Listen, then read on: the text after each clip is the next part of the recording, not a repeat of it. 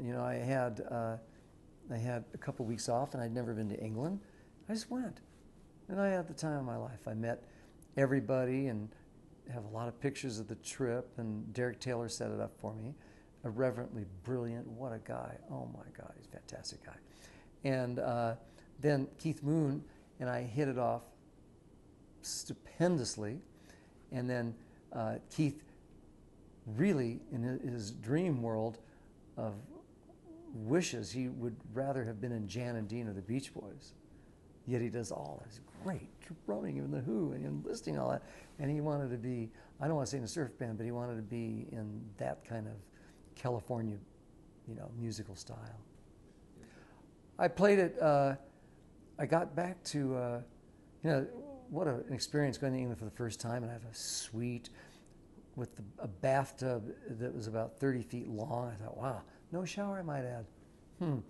And butlers coming to your door at 3 in the morning with room service and tails. I thought, wow, you know. So, you know, I was in the Aldwych area of London. This is pretty cool. And then Keith Moon and I did some clubbing, which was really fun, and a couple drop-ins and Ready, Steady, Go, you know, and Radiofusion, and, you know, all that stuff. And Keith was probably 18 or 19. And then I got back, and I had a couple of people meeting me, and Keith had brought Lennon and McCartney over to the hotel. And we were able to sit down. Now check this out. And I put it on my record player with the speakers in it. That's what I was able to get from the hotel to play music, okay? So I was able to play the mono, which sounded great. And then we played it through, and then we played it again. And Lennon and McCartney, they were awesome. They were so polite and cool and loved the music. It was a great experience. Well, you know that famous saying, I always say this. You might have already heard me say this in another interview. Usually it's don't shoot the messenger. Well, this time the messenger, you know, I almost got knighted, you know, because I brought this great work. I had nothing to do with it, you know. It's like someone rolls up the new Rolls-Royce Ghost, and someone has a camera, and I go, you know, take a bow for the car coming up. So, I mean, I only sang on it, you know, I only sang on Pet Sounds. I had very little, I had no suggestions, to tell you the truth. Just, I had to sing on pitch, and I just wasn't made for these times.